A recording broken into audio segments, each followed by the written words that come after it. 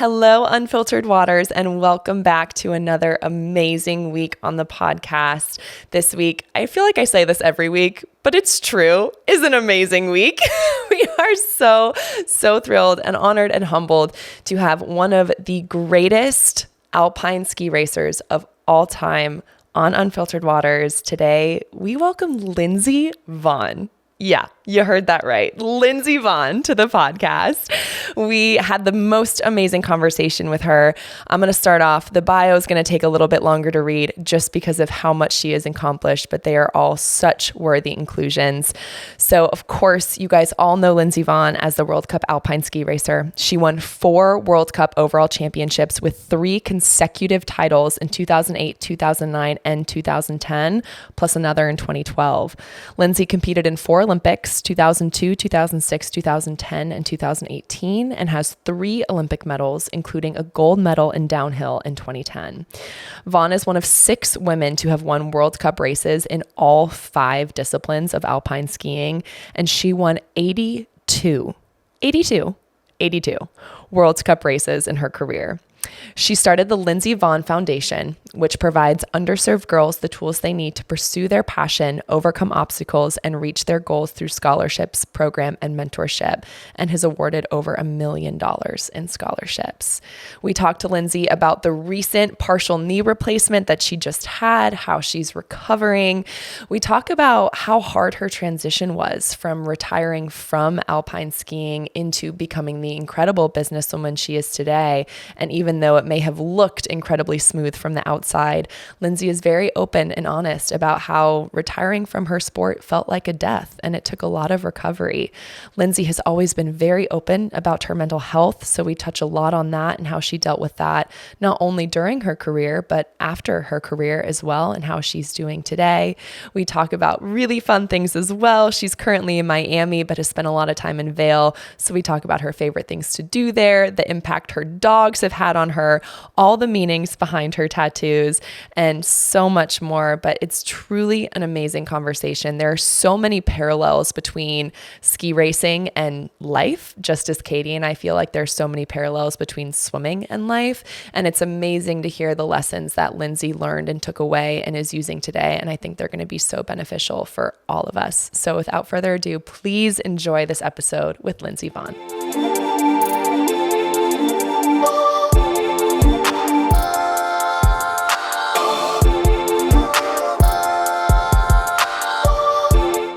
Create gummies have been such a lifesaver for me. Not only are they supporting my strength and recovery goals, but they also help increase your energy by boosting your ATP production inside the body. And as a mom of a 2.5-year-old, I am always looking for ways to boost my energy. Create gives us the ability to stay consistent when on the road and in our busy schedules. It's grab and go, they are delicious, and their brand new flavor, sour green apple, is out of this world. Try the incredible sampler pack of all 4 flavors and find which flavor is your favorite. You guys can use code UNFILTERED for 20% off your order. Try the new flavor out and let us know what you think. All right, everybody, welcome to Unfiltered Waters. Thank you so much for joining us today. We have an absolute living legend with us today. We are so excited, so honored to welcome the one and only Lindsey Vonn to the podcast. Lindsey, thank you so much for coming on with us. Of course. Thanks for having me. It's great to see you guys. Absolutely. We know that you have been so busy as always. One thing no one will ever doubt or question is your work ethic. And you are just constantly moving at 1,000,000 miles an hour, but we wanted to check in with you. We know that you just recently got your knee replaced. So how is rehab? How is recovery? How are you doing? Thanks for asking. It's going really well. I had a partial replacement a couple of weeks ago. The first 5 days were a little rough, but then I was able to walk, and I started traveling actually pretty quickly. I had like a tight timeline. I had to turn around quick. But I'm really excited so far. I had a really hard time actually just walking and standing before, and now even just a few weeks after, I feel like I'm miles ahead of where I was before. So I'm really excited. Thank you. Good. I'm so glad you're recovering well, and we know that you're absolutely no stranger to it, but it doesn't ever take away how difficult it is. And my mom actually just got a full knee replacement earlier this year, and so being her caregiver through that has definitely opened my eyes to what a serious procedure it is and how much rehab is involved. And so I'm so glad to hear that you're doing so well. And Katie and I were both able to read your book before this, and oh my gosh, we're obsessed. We're going to talk so much about that, but we really wanted to start at the very beginning. One of my favorite stories in the book that you talk about is when you were 9 years old and you met Peekaboo Street for the first time, and the impact that that experience had on you, and going on to find out that the Olympics in 2002 were going to be in Salt Lake City. And at 9 years old, you went to your dad and you said, I want to be an Olympian. And the two of you sat down and literally made a 10-year plan for that to happen. I know that was a while ago, but what do you remember from that experience, and what did it mean to you that your dad really took that dream of yours so seriously and took the time to sit down and figure out how you guys were going to do it together? I mean, my dad's a lawyer, so I'm not really surprised. Makes sense. Yeah, that makes sense. That fits. We had highlighters and his cursive handwriting, and the 10-year plan looked very, very nice. So not surprising there. But, I think for me to see Peekaboo in person, that solidified any hope that I had of wanting to be a ski racer, or the fact that ski racing could be my future. I never really thought about it in a way that was attainable until I met her. And then I realized that, wait, that could be me. I could do that. And so it really put this extra level of motivation and drive in me. And since that day, I just knew that's what I was going to do. I was going to be an Olympian. I was going to win the Olympics. That was my goal. That was my dream. Nothing was going to stop me. And I think, my dad always debates me on this, whether if I met her or not, I would have achieved what I did. I really think, at that age, it was really impactful. Just it set me down a different path and a more driven path. So I think meeting her was a really important part of my journey. And I think having my dad take it seriously also was really important. I think, and it's funny, in my foundation, I see a lot of parents who tell their kids they actually can't do something. Mm-hmm. They'll never do something. They're not good enough to do something. And that really is sad to hear. And it also makes me realize how lucky I was that my dad, took me seriously and believed in me and really guided me through that process, because he had been a ski racer before. He just was injured when he was 18 years old. And at that time, when you blow your knee out, you were done. So my dad really helped me, and was someone that really helped me with my motivation as well. I think that's incredible. I mean, at 9 years old, to be sitting down and creating a 10-year plan, we talk about it all the time. Just there's one thing to say a goal, but to actually put it down to paper, create strategies, create bullet points, I imagine, because I love bullet points. What did that look like? Obviously, you can't take us through all 10 years, but what did the framework, were you guys at the kitchen table, you put pen to paper, and it was day one, year one? How did it start? Yeah, we definitely took the Olympics in 2002 as our goal, and beyond, but a couple years beyond. And then we tracked backwards. What qualifications do I need to have to be on the Olympic team? It was, we looked at the qualifications for the Olympics at that time. Okay, I need to be top 10 or top 20 in a discipline. Okay, how many World Cup races, how many seasons of World Cup racing do I need? How do I qualify then for the World Cup, which is Europa Cup, NORAM? Worked it back to USSA, because I was far away from being FIS eligible. You don't become eligible to race World Cup until you're 15 years old. So my dad just kind of went back through each stage of our sport and figured out exactly what I needed to achieve in that level to progress to the next level in time to make it to the games. So it was pretty thorough. And again, because he had raced before, he had a knowledge of the system and the points and the ranking. But funny enough, at that time, we didn't have an online system. Mm-hmm. So knowing, what kids were fast at my age, we had to read the Ski Racing magazine, which was basically a newspaper that came once a month. And we would like go through quick and like see what other kids were my age and what their rank was and what their results were. And it was like, we always waited for that newspaper to see, you know, how I was progressing, because you didn't know instantaneously back then like you do now.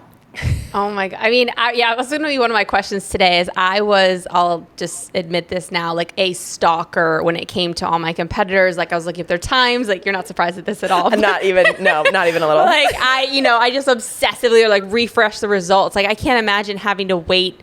Like what? It would just arrive in the mail and then you opened it up? Like that is crazy and infuriating. No, I think it was good in a way because it allowed me to focus for like that month or 3 weeks, you know, until I got the next paper, you know, how I was doing. And of course, like my dad could call the races and find out what the results were. But like, I think it was better for me because I would have been like you, super obsessive. You know, there were a couple girls that were my age that were my big rivals, and I had to compete with them to get spots on the team. And so, you know, I was definitely obsessive about those few girls. But it was weird. It was hard. And then we also couldn't watch ski racing on TV, so we had to wait for the VHS tapes. Oh, there it is. Yeah. Yep. Be kind, rewind. The VHS tapes. I know. Probably no one on this podcast will know what a VHS tape is, but we had that every year. Oh my gosh. Well, I want to talk about 2002 because something that I really, really admire about you is just your no nonsense. You speak the truth. And I mean, I want to be more like you when I grow up in that way. But I wonder, does it stem back to 2002, hearing a coach doubt you and think, you know, another teammate is going to make it over you? And then, you know, kind of from there on out, you mentioned like that that doubt from others is really what drives you. I want to hear more about that mentality and if it is connected to you just being like, all right, I'm just going to rip it and be me and everyone just deal with it. Well, I think it's a combination of things. I think that being myself and kind of going my own path has always been something that is a part of me, even since I was a kid. You know, my parents told me not to climb the tree. I climbed the tree. You know, if you tell me I can't do something, like I'm going to go and do it. And I also I found fun in things that most kids didn't find fun. And, you know, when I got to ski racing, it helped me channel kind of that competitiveness. And then, you know, when there was doubt, which there was a lot since I was a kid, it didn't just start, you know, when I was 16 and I overheard my coaches telling me that I wasn't going to be anything. It happened, you know, a lot younger than that. And it definitely drove me. You know, I like proving people wrong because I know what I'm capable of. And I don't like that people doubt me. But, you know, I think in this world, there's so many people that, you know, want to tear you down and don't want you to succeed. And I think using that as energy and motivation is a great thing. I think there's also an element of being satisfied with yourself at some point, which I'm still working on. We all are. Yeah. But I mean, I think it was just a great way to channel my energy and find new motivations and you know, take those negative comments and make it something positive. For any of our listeners that are maybe in the middle of that I know that was something I struggled with big time. Any kind of negative feedback, any kind of harsh criticism, constructive criticism I can do, but just kind of the tougher comments I would always take so personally, and that is something I am still working on. Is there a tip or a tool that you can maybe give those people that do really struggle with it in a way to turn that into an advantage for them and use it in their favor? Well, I mean, you know, it wasn't all rainbows and butterflies. Like, I definitely cried myself to sleep, you know, a lot. And there were a lot of hard moments. It wasn't like it was an easy flip of the switch. But I used journaling a lot as a way to kind of express my emotions. I didn't, you know, at being on the road, I didn't have really anyone to talk to. My parents were going through a divorce for most of my teenage years. And so I relied mainly on myself. And I think it was good for me to rely on myself in some ways because I understood what I was going through more. I wish I would have had more support, but I think figuring out and going through those emotions and experiencing them is a positive thing, you know, understanding what you're feeling and working through it, not pretending that it doesn't exist, but acknowledging it, processing it, moving forward, finding, I always like to find those little nuggets that I feel are the most motivating, and I store them for later. And it's like finding out what sentences, what phrases you can rely on and you can pick up when you need them most. So I kind of like wrote it down, I banked it, and then I used it when I needed to as fuel. But again, I think really processing those emotions and those negative comments and understanding what that means to you and how you find a path forward is important. So important. So important. I also heard, which I would like this tip, that you figured out a way to filter out certain keywords on social media so you just didn't even have to deal with it. I need to know how to do that. That's genius. It's like in advanced settings, and there's a keyword, or phrase that you can have it filtered out. It's definitely like advanced settings, but I found it and I was like, yeah, I hate you, die. Like I took all those words out. And we will be seeing none of that from here on out. Yeah. Thank you very much. Well, and I read too, I think you mentioned this in your book, that you would sometimes tape those words or mantras to your skis. Yeah. That's something that I would do too, is we would just write in Sharpie on our feet. So similar to when we're on the blocks and you're in the starting gate, you kind of have those to look down. So I think that power of the written word is amazing. And thank you so much for sharing that, because that is so much to go through at all, let alone at that age on the road when you're pursuing what you're pursuing. So thank you for sharing that as an outlet for you, and to kind of continue on with that in this idea of thanking you for how you've spoken up about mental health. You have been an advocate for mental health way before it was really a part of the discussion. I mean, you first started really coming out with it. It was, I think, in 2012. You did a big piece with People on depression, and it was so powerful and so vulnerable.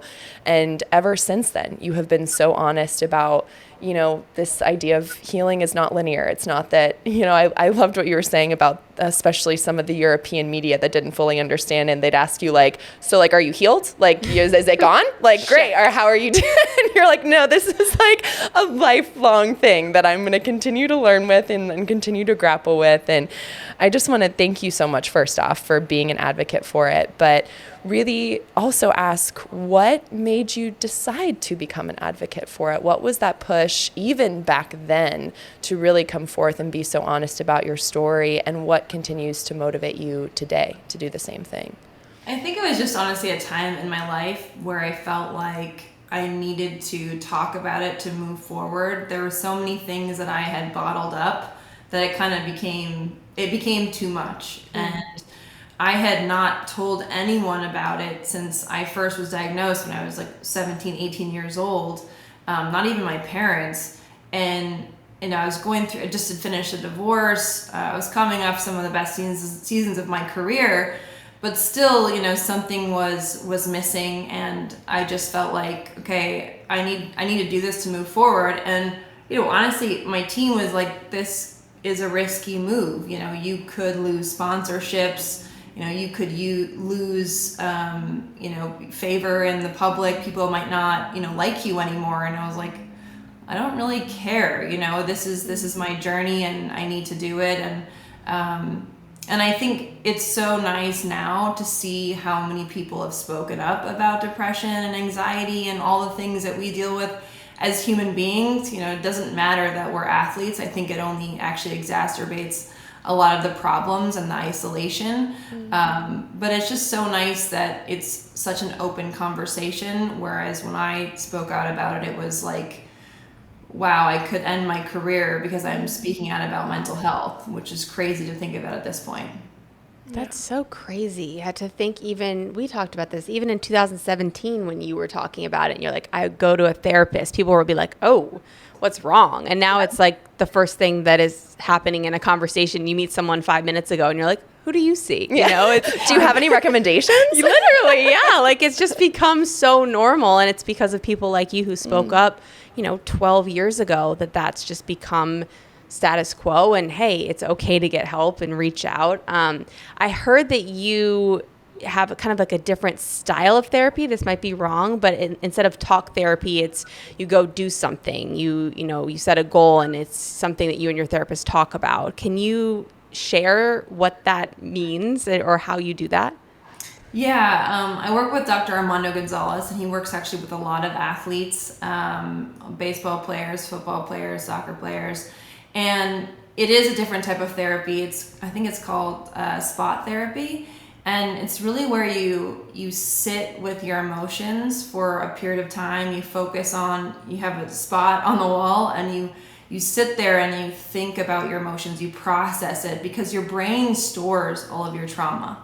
And unless you really sit down and process it and live in that emotion and clear it from your system, it's not going to go away. The funny thing is, he kept saying, oh, we need to clear out your trauma from your crashes. And I'm like, I'm telling you, I don't have any trauma from my crashes. I do it all the time. If I had trauma from my crashes, I wouldn't be ski racing.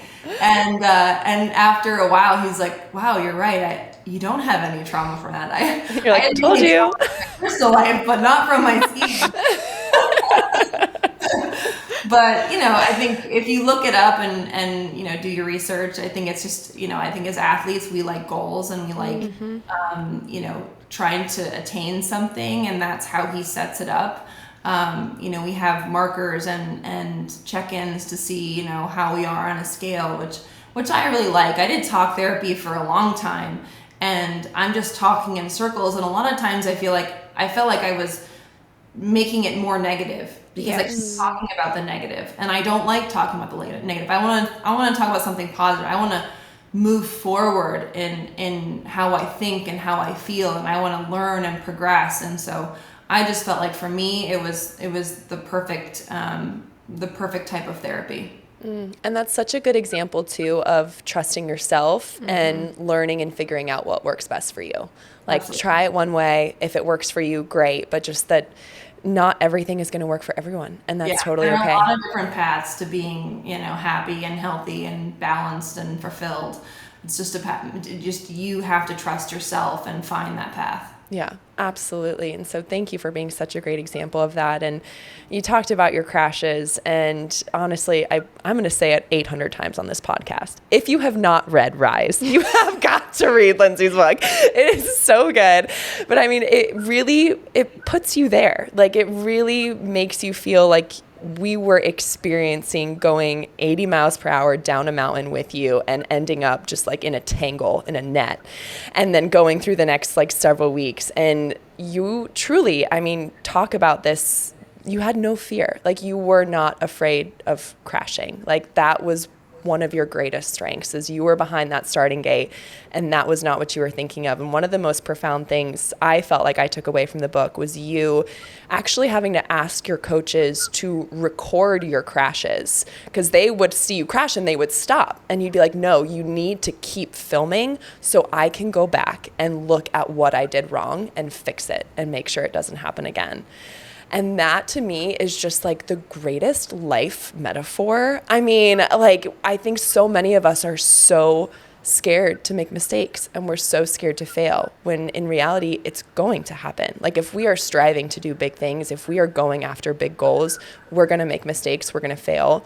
Not all of us going 80 miles per hour, but irrelevant. Not when it's a life or death situation. That's the thing. I'm like, oh my gosh, like, I'm watching our podcast back and like, oh, that. I'm not watching, 80 miles per hour down a mountain. But it's such a good learning tool of how do we utilize our mistakes and our failures and our shortcomings to make us better.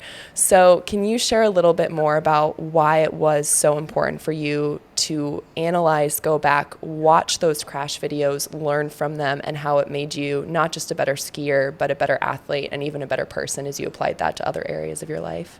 Yeah, listen, we all fail, we all make mistakes, we all fall, we crash, we have to get back up, and we have to learn, and we have to move forward.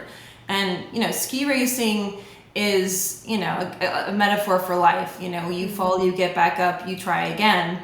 And, in ski racing, that happens all the time. If you can't get up and move forward and learn, you're never going to progress. You're never going to get to where you want to go. And I take the same approach in life. You know, we're always going to make mistakes. No one is perfect. No matter what you do, no matter who you are, you will always make mistakes, and most likely you will make more mistakes than you will have successes. And it's just a matter of how you approach it. You know, it's perspective. Learn, study, become a better person, become a better athlete, move forward and be better the next time. You know, if we all were, you know, sitting and sulking on our mistakes, we would never be or accomplish what we have in our lives. So I always tell that to people, you know, because it doesn't matter if you're a professional athlete. It really does not. I mean, I think, you know, that example for me and having my coaches, you know, video my crashes and learning from them, that's just an extreme example. But it's the same in life. You know, we don't want to pretend that our mistakes didn't happen.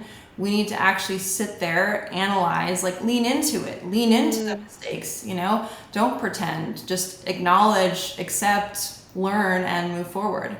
I am so thankful for Element because I truly think that without them, I would not be hitting my hydration goals. Element makes staying hydrated not only easy, but also so delicious. Element contains 1,000 milligrams of sodium, 200 milligrams of potassium, and 60 milligrams of magnesium, and no sugar.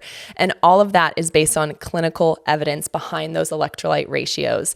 If you guys haven't tried their sparkling yet, it is going to be the drink of the summer. I promise you, there's nothing more refreshing than taking a can of Element sparkling out of your fridge in these hot summer days and knowing that you're staying hydrated while truly, truly enjoying it. Especially as a mom, I know how important it is during pregnancy, during breastfeeding, during postpartum to stay hydrated. Always check with your doctor to make sure you're doing what's best for you. But I'm so thankful that I have had Element throughout my entire journey as a mom to help keep me hydrated and going and strong like a mother. Here at Unfiltered Waters, we have a big summer coming up, and that means lots of time in a hotel room, on an airplane, and lots of opportunities to mess up our sleep. Missy and I have to be on and ready for the action, and we can't be worrying about being sleep deprived. I am obsessed with this Dream Tape. I have been using it for 6 months, and let me tell you, I fall asleep faster. I wake up more rested. It's breathable. It's super soft and super easy to take off. And I am so grateful to Dream Recovery for providing us with the ability to be on when we need to and well rested throughout a crazy busy year. We have a special code for you. It's code Unfiltered for 30% off your first order and 50% off your first month of Dream Tape. Sweet dreams. Were you always like that? I mean, I can imagine the first time you had a really bad crash. Like, did you have to kind of build up to that? Because I think for people listening, some people, they have to build that muscle, right? It's a skill set for some. Some people are born with it, some people aren't. But I truly believe everyone has the ability to build that. How long did that take you, if it took you any time at all? That's just always the approach I had. Yeah. It never scared me. I mean, honestly, the crash already happened. So what do I have to be afraid of? I'm just looking at something that I've already been through, you know? So the hard part's over. Now it's just, you know, figuring out, okay, what did I do wrong? What happened?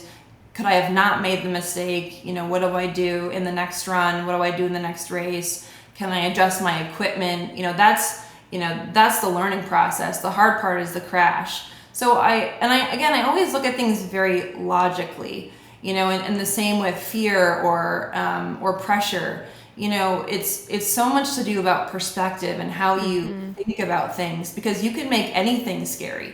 If you obsess about it in your mind, you could make, you know, stepping outside of your front door a scary scenario. It's all about how you perceive it. And so for me, you know, when I crash, that's always going to happen. I know it's going to happen, just no matter how bad it is. And so watching it and learning from that, that's the easiest part. Yeah, I love that perspective. I love the perspective. Yeah, you could walk out the door and be like, oh my gosh, a plane's going to crash, or, you know, a bird's going to dive bomb me. Like, okay, well, you're saying that because that actually happened to you. So a bird dive bombed me yesterday, and I'm living. So yeah, it built we're totally getting sidetracked with it. There's a nest right outside the garage into the studio, and I always look at it, and we look at each other. I'm like, no, don't be there. And then yesterday, I think it was protecting its eggs, and it dive bombed me. So today we were walking in, and I was like, she was like ducking under, and I was like, what are you doing? She's like, I was dive bombed. But even if I got dive bombed and it hit me in the face, I would be okay. I'm here. Yeah. And now we've learned from our mistakes, and we are very precautious every time we're going to crawl into the studio, so I can't get that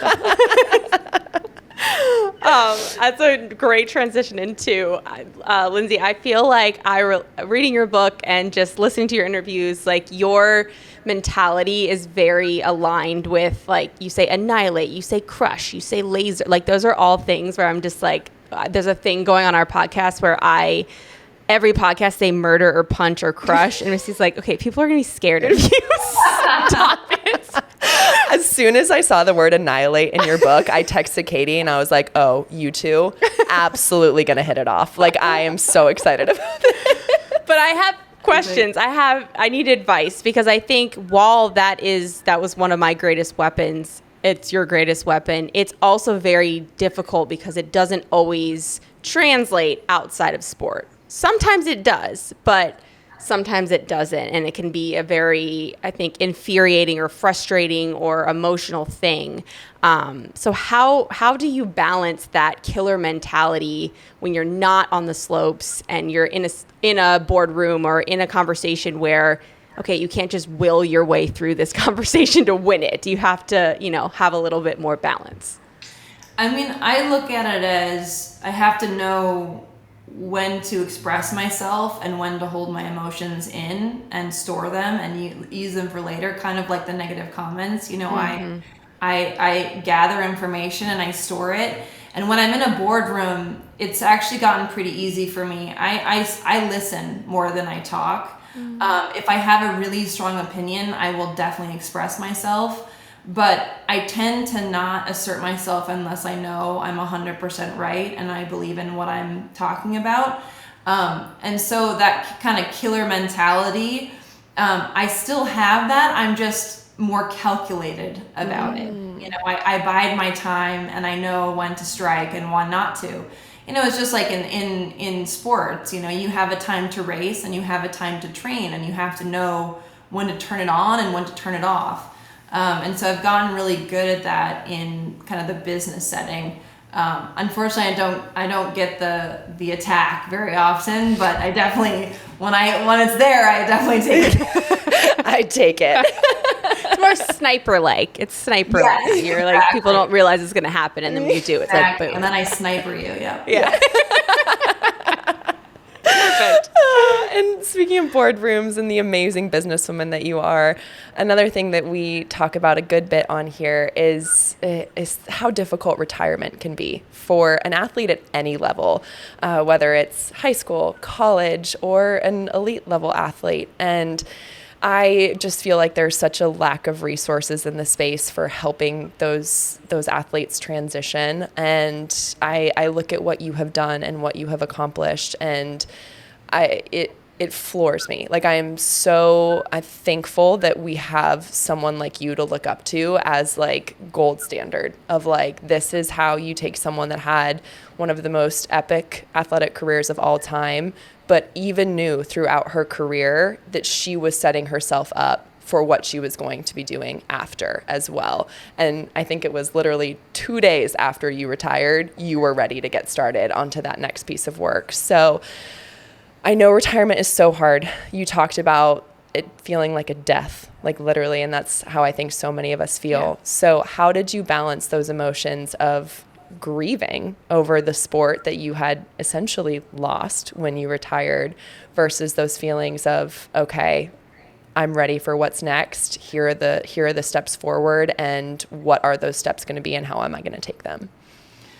I mean, I'm not fully over it yet. I'm still in the process, and it's been 5 years. So, it's slow going. I don't think I'll ever really be fulfilled in the same way without skiing. I loved the adrenaline. It was everything to do with ski racing. It wasn't just the racing. It was also the camaraderie and the road trips and, being in these amazing places together with your team. And, I built kind of a second family, and I see those people once a year maybe, but it's just, life is totally different. And if you think about it, I've spent, and we've all spent our whole lives working for one thing, and then all of a sudden that one thing is gone. And it's such a drastic change that even though I had prepared, my whole life, my dad told me, you have to be more than a ski racer, build your brand, build your career, be ready. I was ready for that transition from a business perspective. But from an emotional perspective, there's nothing anyone could have told me to prepare me for that change. And I did ask a lot of people. I asked a lot of people what they thought and how it was in retirement and what to expect. And I got every answer under the sun. And none of the answers I got came close to what I experienced. And I think everyone, goes through that journey in a different way. And it doesn't matter if you're an Olympic athlete, a D1 athlete, a high school athlete, you have that focus on something that you care so much about. And then one day it's gone. And it is a really hard and long grieving process. And I try to find other things to channel kind of that energy, that competitiveness. I play tennis a lot. I try a lot of new sports. I do things that I wasn't able to do when I was racing, but it's still not racing, and I've accepted that is the way it is. It doesn't make it easier. And again, there's nothing I can say to athletes that are going through that. Just know that we're all in the same boat together. And I wish that there were more resources. I mean, like you said, I went after it 2 days after I retired. Because I had it set up, but mainly because I emotionally couldn't handle sitting at home. Yeah. Yeah. I couldn't handle it. I'm like, I don't know what I'm going to do with myself. This is crazy. I need to go travel. I need to do something.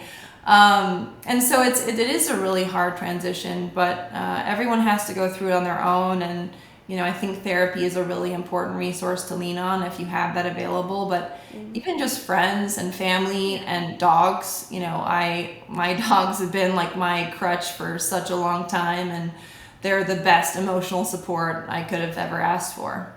I think you nailed it though with the acceptance. I think the sooner you realize, okay, I'm not going to just plug and play and find this replacement for going after Olympic dreams or going after goals in a really big way, or adrenaline from going 84 miles per hour down a mountain, And I think I struggle with that. I was like, okay, well, I'm just going to go out and find something similar that gives me the same feeling. Like, what? But I think once you get to that point of like, okay, that's okay. Like, that's okay if I don't have that again, because I can still have incredible goals and incredible fulfillment in other things. But I think that's the advice I always give, is stop trying to replace it. That's a special thing in your world, in your life. It will never go away, but there's more out there, So I appreciate that perspective a lot. Yeah, it's to find your new passion, find something that you care about, that you want to get better at. I think that's what I loved about ski racing, is that I was passionate about it. I loved it. I wanted to get better at it every day. So I've tried to find, again, not something to replace it, but something that I'm passionate about, that drives me, that gets me excited every day. And sometimes, what I'm doing doesn't get me excited, but I find, a path forward, and I lean on things that I know help me, again, like working out and tennis and things like that. But again, like find a new passion that's not going to replace, but still get you motivated every day. What would you say those passions are for you right now? My foundation is probably one of my biggest passions. I started in 2015, so I was still racing, and now that I'm retired, I've been able to spend a lot more time, and I actually have time to review all of the scholarships with my committee and, really expand and scale what we're doing and helping more kids and, raising more money. So that gives me a lot of internal happiness. I think on a day-to-day basis, working out is still such a big part of my life. Everyone says I need to slow down. I'm like, I don't think you quite understand what's going on here. Like, I need to work out, I need an outlet. I need something, I need a goal. So, I play tennis because I have a goal of getting better, and like I have certain things I want to be able to achieve. And when I work out, that helps me do that. I mean, I think, whenever I have surgery,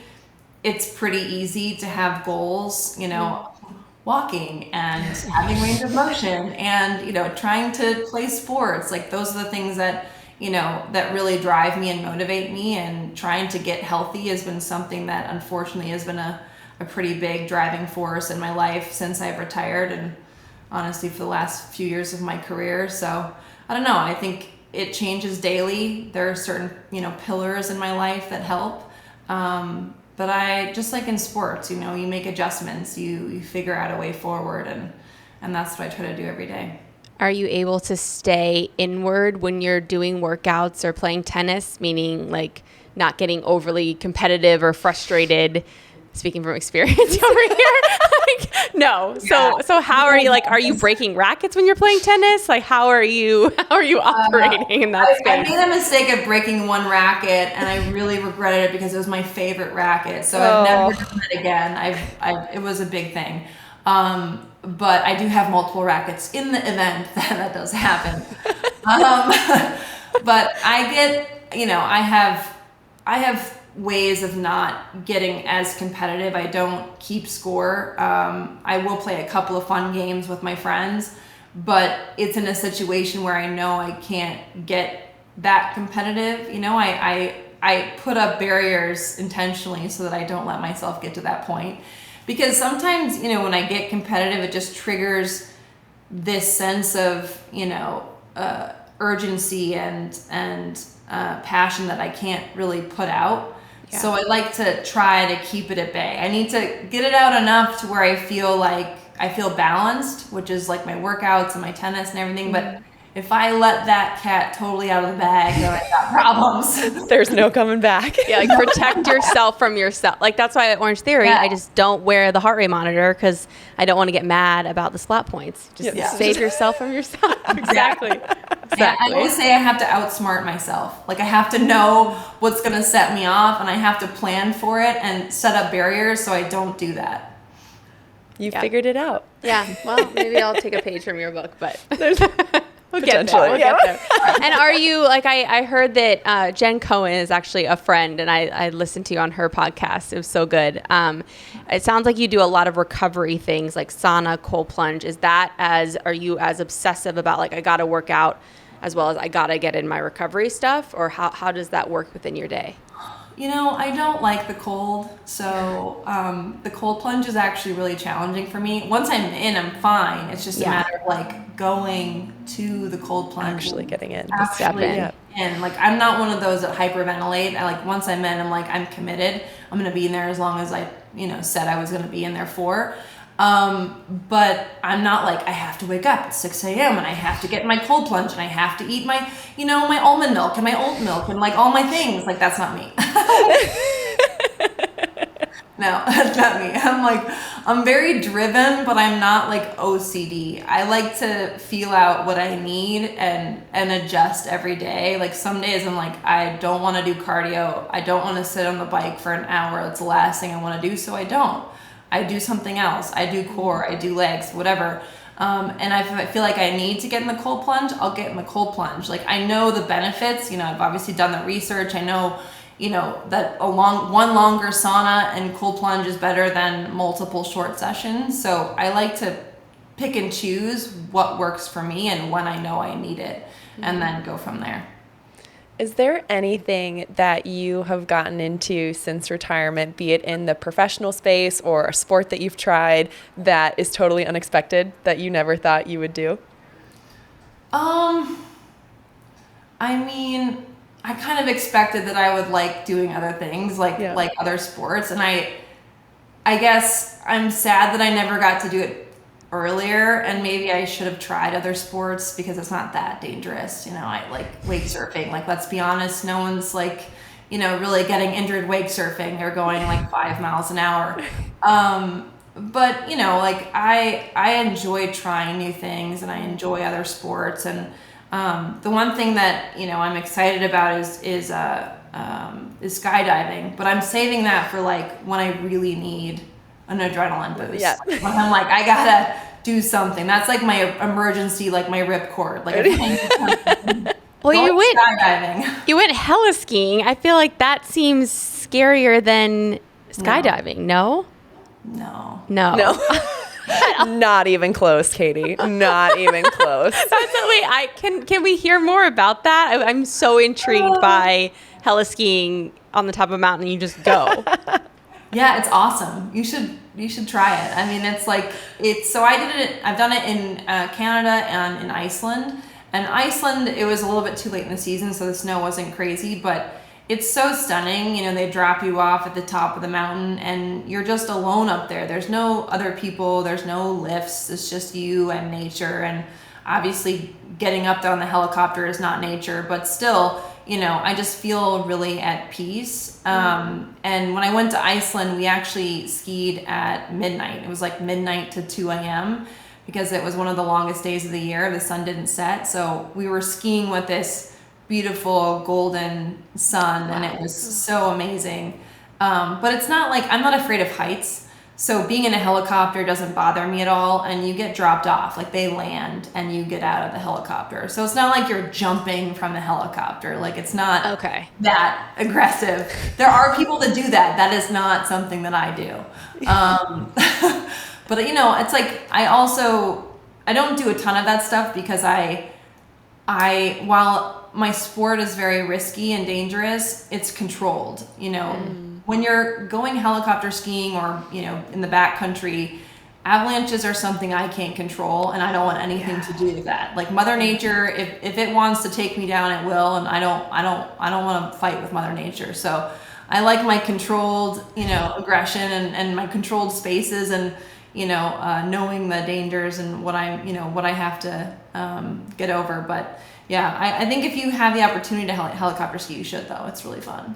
Katie's never been skiing. Yeah, I'm like, step one, ski. I know. Don't worry. I've got it on the list. Yes. I will absolutely. We are getting her. I found her a purple onesie with a fur collar, and I'm getting her out there. So I will do that in your honor. Well, if you need advice, Oh, trust me. Can I wait for the advice until I'm at, like, just kind of like a baseline? Because I don't want to ask you something you'd be like, that's the most basic question in the world. So I just never a dumb question. So always ask. I've literally, trust me, I've heard everything. I've seen everything. There's nothing you could say or do that would shock me. Yeah.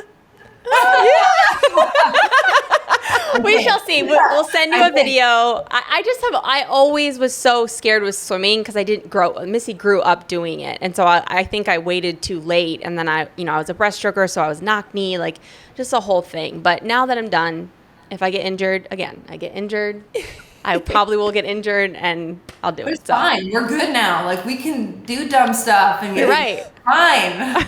You're right. I can break my arm. It doesn't matter. Exactly.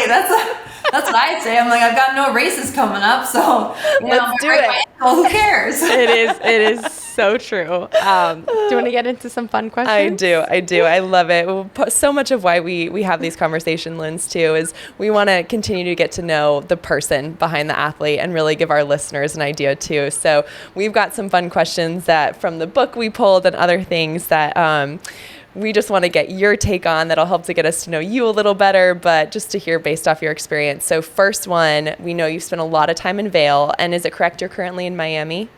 I'm in Miami, yep. Okay, so what are your favorite things to do or favorite restaurants in both Vail and Miami?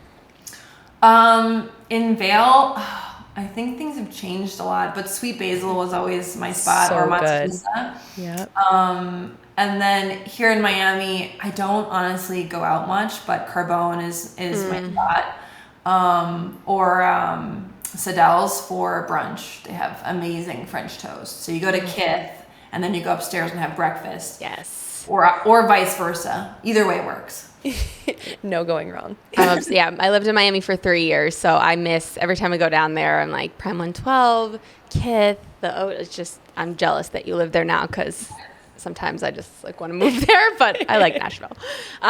Okay, number 2. So I, again, am envious of this. I heard in an interview that you like to talk trash to different sporting people, whether it's football players, which I love, baseball players. So do you have like kind of your most epic burn that you gave to someone who like came off the Super Bowl or played at Wimbledon or something like that?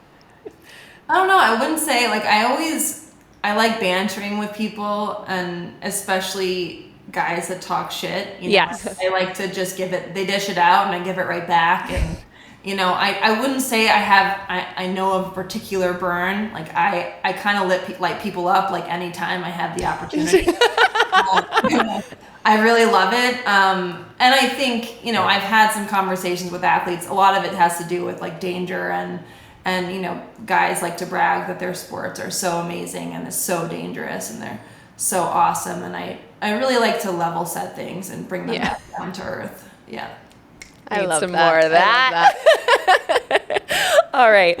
Can you tell us about your tattoos and the meanings behind them? I've been in like a tattoo craze lately and I'm obsessed. So I loved reading about it, but I want to hear about your tattoos and the meanings behind them because I think they're so cool. Well, I definitely, my dad always told me growing up that if I ever got a tattoo, he would carve it out of me. So I was, just a, light. Yeah, that's a saying that just lives rent free in your head forever. So it was really hard for me to actually do it, but I really wanted to. And my first tattoo was of a shark on my finger. And it just, it kind of goes back to me writing notes on my skis when I was a kid. It's really a reminder to myself to keep moving forward and to go after what I want. Sharks can't swim backwards or they die. They always have to keep moving forward. Yeah. So it's just a reminder of that. And then I have one on my middle finger. It's believe in Greek, the origins of the Olympics. So I didn't get rings. I just got this because I wanted to remind myself to believe in myself and going back to the Olympics and what I know I have achieved and what I can achieve. And then if you don't believe me. I love that. For those listening, you just need to watch. Yeah. Watch. It's on my middle finger. You can figure it out. Oh, yeah. Oh my gosh. And then I have one on my ribs. I like to be very even, so I have 4 tattoos. Symmetrical. Very symmetrical. One side of my rib says "Still I Rise," and it's in my father's handwriting. And I actually don't even know if he's ever seen this tattoo. Probably not, because he might carve it out of me. Yep. But we don't show him them. Yeah, we're not going to show him. But this is for my grandfather. He passed away before the Korean Olympics, and I just wanted something that made me that reminded me of him, that reminded me of his attitude, and my dad and him are very similar human beings, so it just kind of made sense in his beautiful cursive handwriting. We don't have to tell him how beautiful it is, but it is very pretty. And then my other side on my ribs, I have the Big Dipper, which is a bear, which is for my dog Bear who died. No, Bear. That's beautiful. Well, that was one of the other things we wanted to talk to you about too, is your dogs. We know that they were like talk about my ones that are alive. Yes, that's perfect. But we know they've had a huge impact on you, and you talk so openly about they really helped you get through so much. I mean, you have experienced so much hardship, so much injury, so much rehab, so much recovery, physical, emotional. There's been so much there. And you said that your dogs really have been there for you. So tell us about the dogs that you have now. And I love that they go absolutely everywhere with you. Yeah, I mean, literally, I would give every last penny to have my dogs with me everywhere I go. Unfortunately, they can't travel all the time. So I got Leo when I was about to have my second ACL surgery right before the Olympics in Sochi, when I missed those games.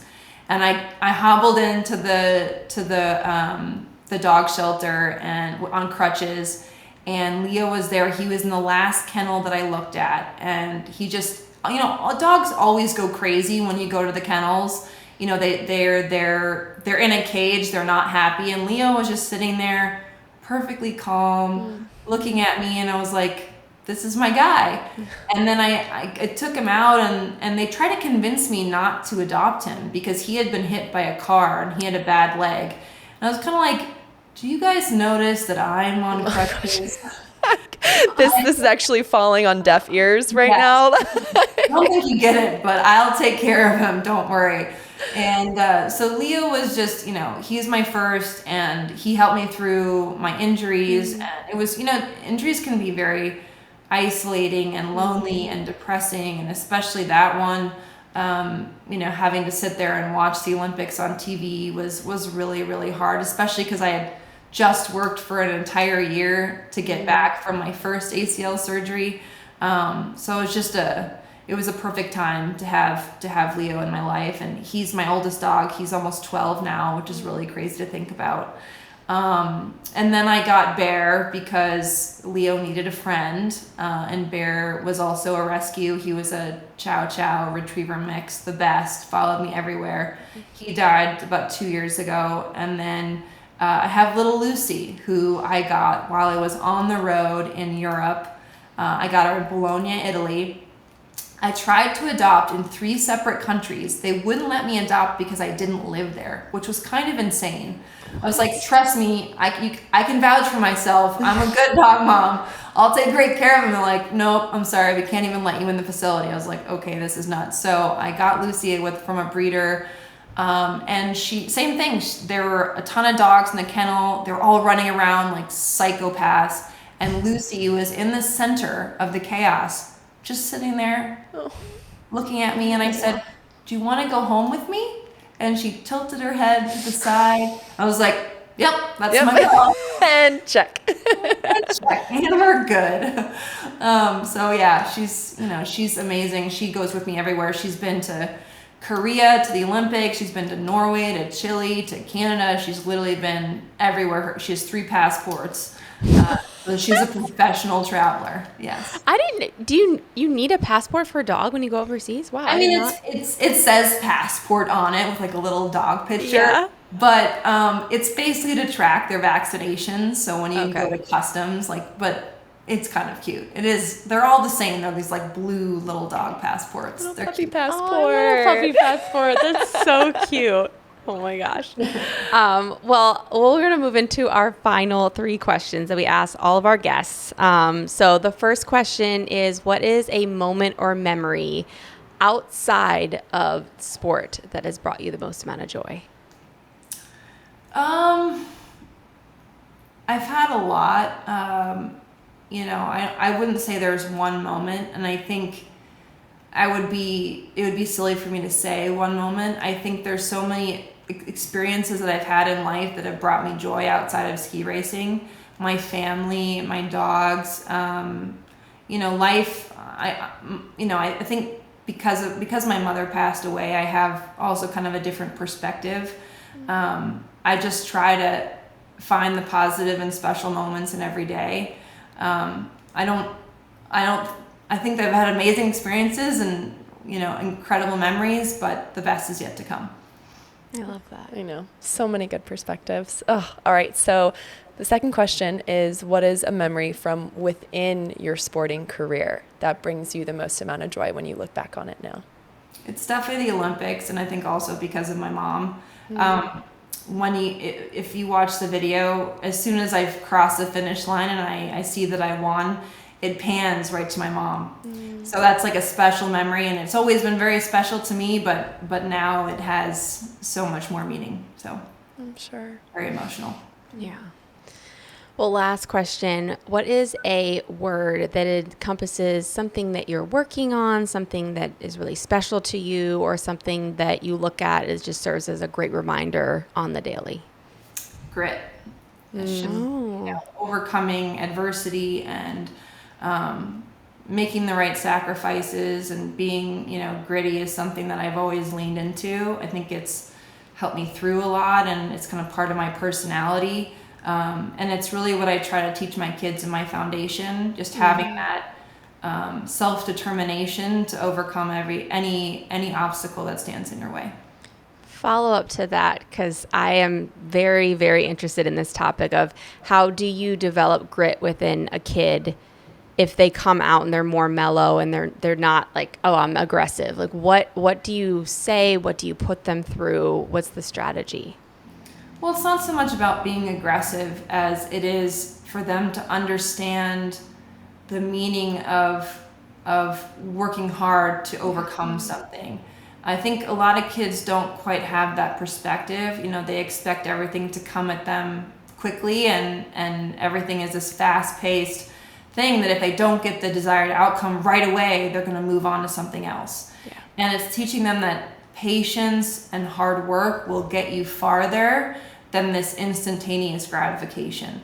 And it is really hard to teach. I try to implement, we have a curriculum in our foundation that I teach kids at our empowerment camps, but you know, it's how do I take something negative and turn it into something positive, like kind of basic skill sets that help you, that lead up to grit, that most kids actually don't know and no one's talked about with them. And if you don't, if you're not an athlete, if you're not, you know, that kind of self-driven person, you probably wouldn't even think about. And again, most parents wouldn't teach it.